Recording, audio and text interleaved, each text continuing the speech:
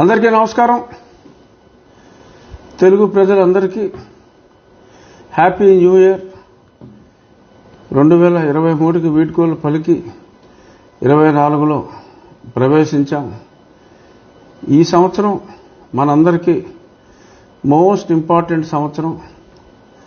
5 ఏళ్ల దాస్యం నుంచి, దరిద్రం నుంచి విముక్తి కలిగించే సంవత్సరం మనకి 2024. ఒక రాక్షస పాలనకి స్వస్తి పలకాల్సిన సమయం ఆసన్నమవుతోంది. ఇంకా 90 రోజుల లోపు మనకు ఎన్నికలు సమీపిస్తున్నాయి.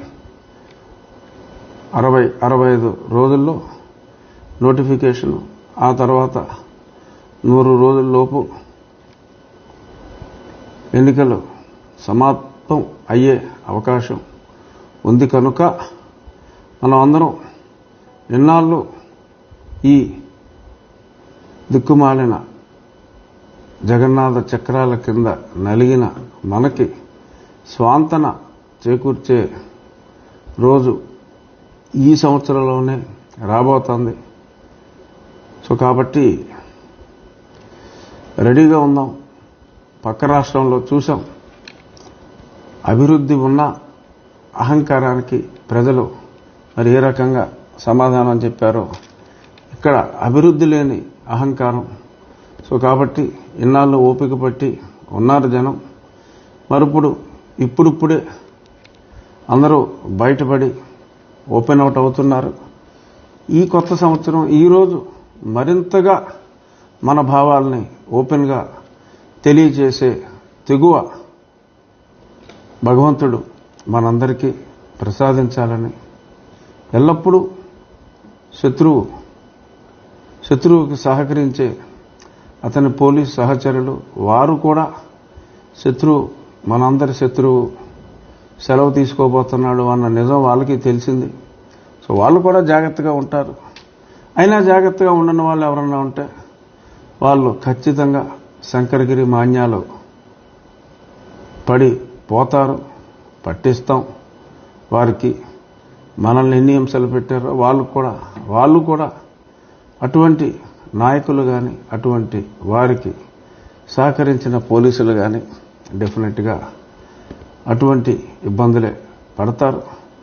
మై డియర్ పోలీస్ బ్రదర్స్, దయచేసి ఇప్పటికైనా మనుషుల్లాగా మారమని కోరుకుంటున్నా. మారకపోతే మారుస్తాం. అంతకుమించి ఈరోజు పోలీస్ సోదరులకి మళ్ళీ ఏదన్నా మాట్లాడితే వార్నింగ్లు ఇచ్చారంటున్నారు. వార్నింగ్లు కాదు, విన్నపం. ఇది వినకపోతే అది మీరు వార్నింగ్ అనుకున్నా ఏమనుకున్నా అది మీ ఇష్టం. బట్ మేం చేసేదైతే నీతికి సపోర్ట్ చేయండి, నిజానికి సపోర్ట్ చేయండి అనేది ఈ కొత్త సంవత్సరం సందర్భంగా పోలీస్ సోదరులందరికీ నా హృదయపూర్వక, ప్రజల తరపున నా హృదయపూర్వక విన్నపం. మీ నాయకుడి ఫ్లెక్సీలు ఉంచండి, కానీ మా ఫ్లెక్సీలు పీకేకండి, దగ్గరుండి పీకించకండి. సో ఇది. ఇక మన రాజకీయాల విషయానికి లైట్గా ఈ కొత్త సంవత్సరంలో కాస్తైనా స్పృశించుకోవాలి. కాబట్టి ఎట్టి పరిస్థితుల్లోనూ రాబోయే ఎన్నికల్లో అద్వితీయమైన విజయాన్ని తెలుగుదేశం, జనసేన త్వరలో ఒక 2 నుంచి 3 వారాల్లో భారతీయ జనతా పార్టీ కూడా కలుస్తుంది. అందరూ ఊహించినట్టే మంచి కూడా, ఇక్కడి నుంచి మంచి సంఘటనలు కూడా జరుగుతాయి. చెడుని మర్చిపోదాం, మంచిని స్వాగతిద్దాం. ఇది నా ప్రజలకు ఎంతో కొంత అపార్థం చేసుకున్న ప్రజలకు, అర్థవంతంగానే అపార్థం చేసుకున్న ప్రజలకు అర్థమయ్యేలాగానే ఆ అపార్థాల నుంచి మనం బయట పడతాం. డెఫినెట్గా ఒక విజయం ఇప్పటికే కన్ఫర్మ్ అయినప్పటికీ అద్వితీయమైన విజయాన్ని మనం చూడటానికి కారణం మరి జగన్మోహన్ రెడ్డి గారు విడగొట్టి తెలుగుదేశాన్ని జనసేనని విడగొట్టి పరిపాలించాలనుకున్నారు. కానీ తాను ఒకటి తలిస్తే భగవంతుడు ఒకటి తలిచినట్టు మరి షర్మిల రూపంలో యువజన శ్రామిక రైతు కాంగ్రెస్ పార్టీకి ఎవరి ఓట్లయితే వాళ్ళు గుంజుకున్నారో ఆ ఓట్లలో సరిపడా శాతం అంటే కన్సిడరబుల్ పర్సంటేజ్ మళ్ళీ తిరిగి కాంగ్రెస్ పార్టీ తీసుకోబోతోంది. ఇక్కడ టికెట్లు ఇవ్వని వాళ్ళు చాలామంది, అట్లీస్ట్ ఒక 25 మంది ఆ పార్టీ నుంచి పోటీ చేయబోతున్నారు. ఎన్ని రాయబారాలు, చేతులు కాలేక ఆకులు పట్టుకున్నట్టు ఎన్ని కాళ్ళ బేరాలు వాళ్ళ చిన్నాన్నని ప్రయోగించినా ఇక లాభం లేదు. డెఫినెట్గా Sharmila is going to split considerable votes. So ఆ స్ప్లిట్ అయిన ఓట్ల శాతంతో ఒక భయంకరమైన పరాజయాన్ని యువజన శ్రామిక రైతు కాంగ్రెస్ పార్టీ చూడబోతోంది. ఇది ఈ నూతన సంవత్సరం నేను మనస్ఫూర్తిగా అందరికీ చెప్పే శుభవార్త. డబ్బులు ఇస్తారు, తీసుకోండి. ఓటుకి డబ్బుగా తీసుకోవద్దు. మీకు రావాల్సిన బాకీగా తీసుకోండి. మీ మనస్సాక్షికి ఓటేసే విధంగా ఈ కొత్త సంవత్సరం చాలా అనుకుంటాం. చాలామంది నేను వాళ్ళ నుంచి గట్టిగా వాకింగ్ చేసేయాలి, 10 కిలోలు తగ్గిపోవాలి, లేకపోతే ఏ రకరకాల నిర్ణయాలు తీసుకుంటాం. మీరు ఈరోజు తీసుకోవాల్సిన నిర్ణయం, ఏ నిర్ణయం తీసుకున్నా ముందు తీసుకోవాల్సిన నిర్ణయం మన ఓటు ఇప్పుడున్న పార్టీకి వేయకుండా కూటమికి, తెలుగుదేశం, జనసేన,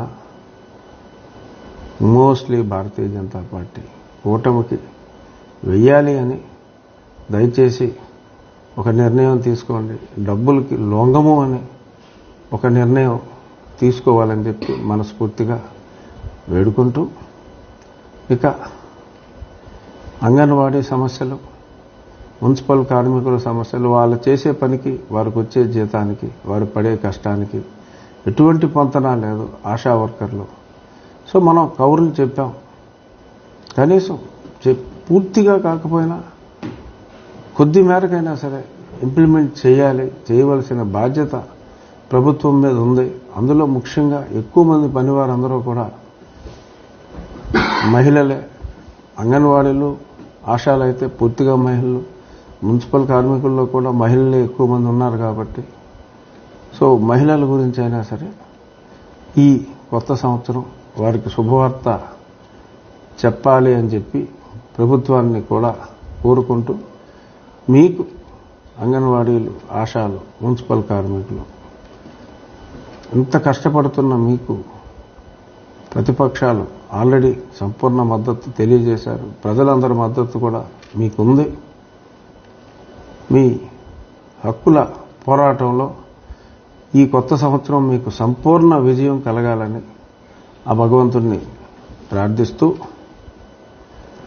నేను షిరిడి సాయినాథుని ఆశీస్సుల కోసం ఇప్పుడు షిరిడి బయలుదేరే ముందే మీతో మాట్లాడుతున్నా. ఈ సందర్భంగా మరి అవిశ్రాంత పోరాటం చేస్తున్న డాక్టర్ సునీత, రాజశేఖర్ రెడ్డి దంపతుల మీద, sincere police officer Ram Singh మీద, మరి గతంలో ఇటువంటి చెత్త కేసు రామ్ సింగ్ మీద పెడితేనే కోర్టు ఆంధ్రప్రదేశ్ నుంచి తెలంగాణకు మార్చింది. అయినా లెక్క చేయకుండా తిరిగి వాళ్ళ మీద మళ్ళీ కేసులు పెట్టి ఛార్జ్షీట్ కూడా వేసినట్టుగా మరి మనం వార్తల్లో చూస్తున్నాం. అంటే ఇంత దారుణంగా ప్రజలందరికీ కూడా తెలిసిపోయింది హత్య ఎవరు చేశారో, హత్య ఎందుకు చేశారో. అయినప్పటికీ కూడా ఇంత దారుణంగా ప్రవర్తించటం, మరి హత్య కేసులో ప్రధాన నిందితుడైన ఒక ఒక రెడ్డి గారికి, వియ్యంకుడైన ఇంకొక రెడ్డి గారిని 4 సంవత్సరాలుగా ఎక్స్టెన్షన్లో సెంట్రల్ డిస్కామ్ చైర్మన్గా కొనసాగిస్తూ మరి ఈ కేసులో మరి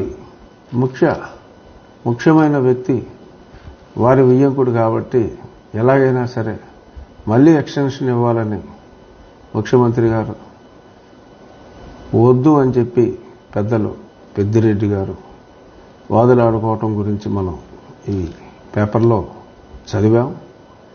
చూద్దాం మరి ఇంకా మరి ఆయన కీలక సాక్షిగా మారితే అసలుకే ఎసరని చెప్పి మరి భయపడి మళ్ళీ ఎక్స్టెన్షన్ ఇస్తారా ఇవ్వరా? ఈ సునీత అండ్ రాజశేఖర్ రెడ్డి, రామ్ సింగాల మీద పెట్టిన కేసు కొట్టివేయాలి అని చెప్పి వారు హైకోర్టుకు కూడా వెళ్ళటం జరిగింది. వారికి సత్వరం న్యాయం జరగాలని, ఈ కేసు బాబాయ్ హత్య కేసు